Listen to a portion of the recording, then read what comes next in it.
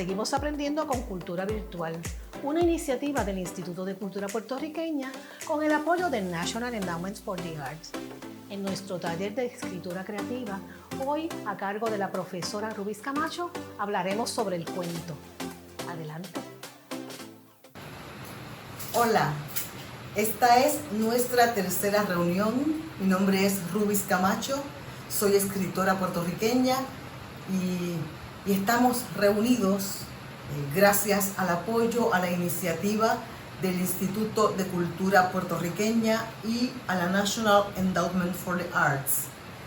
Gracias por esa colaboración, gracias por ese gran apoyo. Hoy vamos a conversar sobre algunos elementos fundamentales que tienen que ver con el cuento.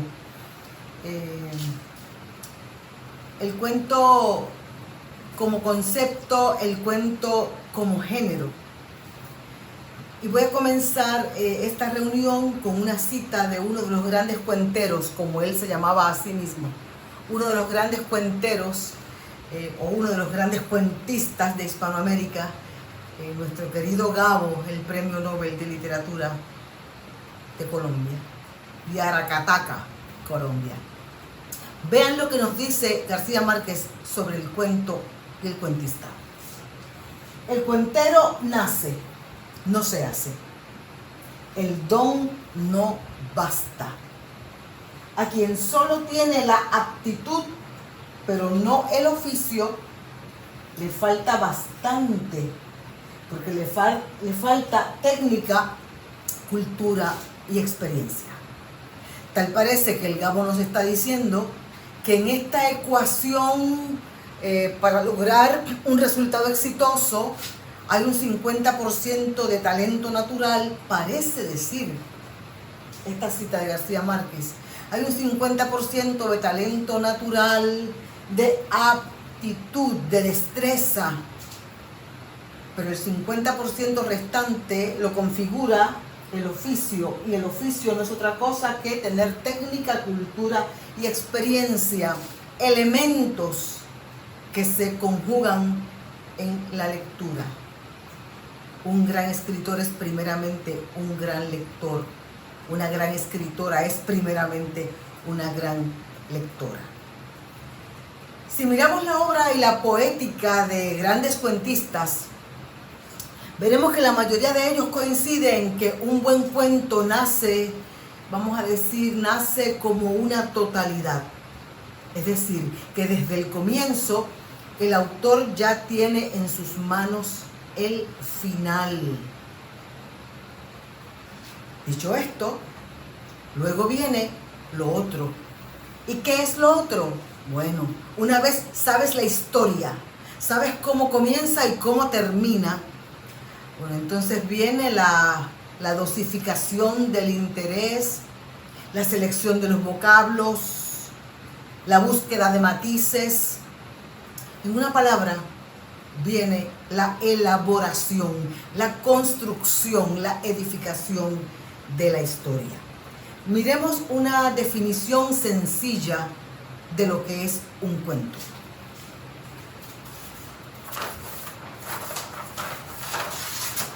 Un cuento es una narración ficticia que gira sobre un evento, que tiene pocos personajes, que plantea un conflicto y que supera a la anécdota.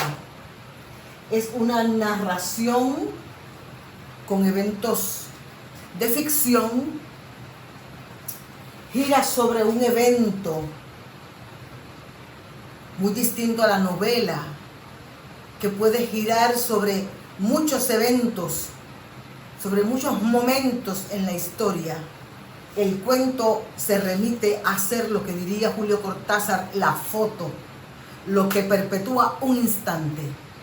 Él decía que la novela es la película, porque la novela nos permite regodearnos en el texto, ir atrás y volver, regresar y volver. Esa no es la manera en que contemplamos el cuento como género. Por supuesto, por su gran elemento de brevedad, el cuento posee pocos personajes, pero como en toda narración larga o corta, los personajes dirigen la acción. Y el cuento plantea un conflicto. Fíjense que ya dijimos que supera la anécdota, porque una anécdota es una narración sencilla o compleja que no plantea un conflicto. Usted se fue con su familia de pasadía a la playa y narra la tarde que pasaron en la playa y describe las olas del mar y cuánto disfrutaron y cómo el sol cayó sobre el agua, toda esta maravilla, y luego regresaron a su casa cansados a descansar, a dormir. Eso es una anécdota. No hay un nudo, no hay un conflicto. El cuento debe establecer un conflicto, debe presentar un conflicto. No digo que se debe resolver, no se tiene que resolver. Mucho menos cuando hay finales abiertos, en los que la participación del lector o la lectora es de mayor exigencia. No hay que resolverlo, pero el cuento debe plantear un conflicto. Elementos fundamentales del cuento, y yo les voy a pedir que siempre que estén escribiendo un relato que usted quiera llamarlo cuento, que se dé la oportunidad de contrastarlo con estos 4 elementos. El primero de ellos es la brevedad.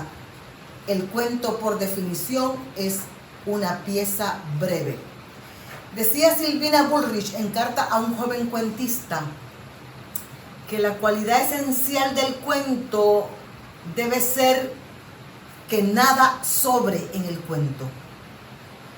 Sabemos que muchos escritores y escritoras se permiten a veces inflar el texto con páginas o párrafos o descripciones superfluas, innecesarias, que no aportan a la historia. Pero la buena cuentista o el buen cuentista se resiste a lo que yo llamo debilitar lo esencial para abultar lo innecesario. El buen cuentista, la buena cuentista se resiste a debilitar lo esencial para abultar lo innecesario, porque sabe que su obra será pesada en una balanza y cualquier movimiento producirá un desequilibrio irreparable. Créanme, irreparable. Por eso decimos que el cuento es brevedad, es unidad, gira en torno a un mismo evento. Es un género que requiere precisión, por eso hablamos de equilibrio, de balance. El cuento en voz de Chejov, Anton Chejov, el cuentista ruso, es la flecha que se lanza y no debe desviarse a ningún lado, muy propio del cuento, no así de la novela,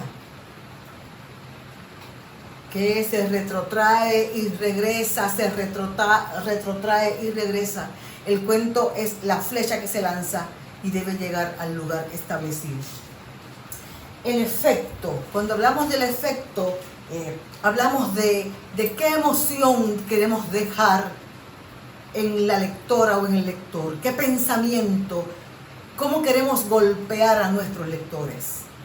Anton Chejov se declaraba un escritor anti-efecto y los cuentistas de su generación decían que en los cuentos de Anton Chejov no pasaba nada. Sin embargo, cuando miramos la literatura de Anton Chejov ahora, sabemos que precisamente esa sensación de que no pasa nada al final es el efecto, es un maravilloso efecto que crea Chejov con sus relatos. Rápidamente voy a darles un ejemplo. Hace varios años trabajé este texto para la publicación de mi primer libro, Cuentos Traidores. Y así fue como se escribió, como lo escribí la primera vez. Se titula La mirada. El hospital, ubicado en la calle Palesiana junto a la veredita, estaba tan frío. El ministro, vestido de chaqueta marrón, camisa amarilla y corbata parda, entró a la habitación, apretó el libro que siempre llevaba consigo, miró el techo tan blanco y viejo, levantó las manos y glorificó: tú, amoroso y misericordioso, compasivo Dios, que todo lo miras. En la cama, la anciana violada retiró la mirada. Cuando yo contrasto mi historia con los elementos que ya les he mencionado, comienzo a buscar cuán más breve debe ser mi historia. ¿Qué sobra en esta historia? ¿Qué sobra?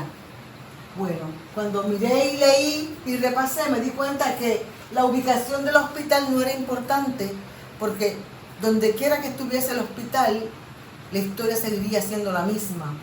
De modo que eliminamos ubicado en la calle Palesiana junto a la veredita. ¿Era importante cómo estaba vestido el ministro?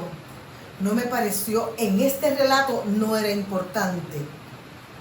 En otro relato podría servirnos para delinear la vestimenta estereotipada de un ministro o de una ministra, pero ese no era el interés de esta historia. De modo que eliminamos vestido de chaqueta marrón, camisa amarilla y corbata parda. Era importante decir que ese libro negro, que es la Biblia, que siempre llevaba consigo, cuando es un dado que los ministros, los sacerdotes llevan siempre un libro de religión o su Biblia en la mano, sobre todo cuando van a los hospitales. Era importante que el techo fuera blanco y viejo. ¿Hacía diferencia que fuera azul y nuevo? Como no hacía diferencia, lo eliminamos. Levantó las manos y glorificó: tú, amoroso, misericordioso, compasivo. 3 adjetivos. Y me di a la tarea de seleccionar el adjetivo feliz. Y descubrí que amoroso comprendía, recogía en sí lo misericordioso y lo compasivo. Por lo tanto, me quedé con amoroso y eliminé lo demás.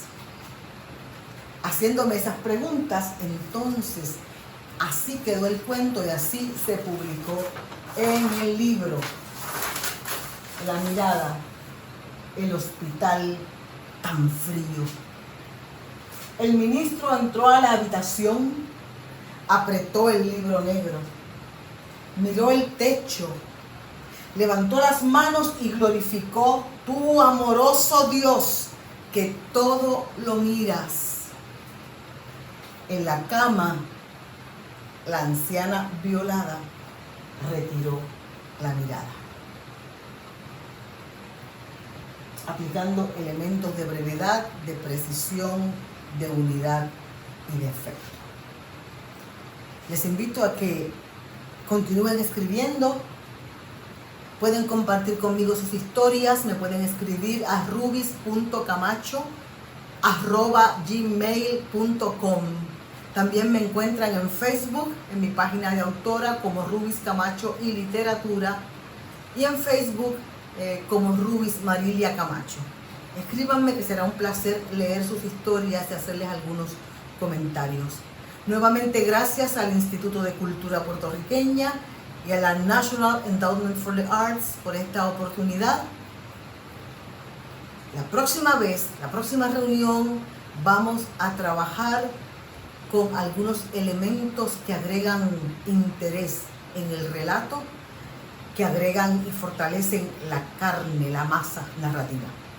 Hasta entonces, muchas gracias. Toda la programación del Instituto de Cultura Puertorriqueña está disponible a través de nuestras redes sociales. Les esperamos en nuestro próximo encuentro de Seguimos Aprendiendo con Cultura Virtual.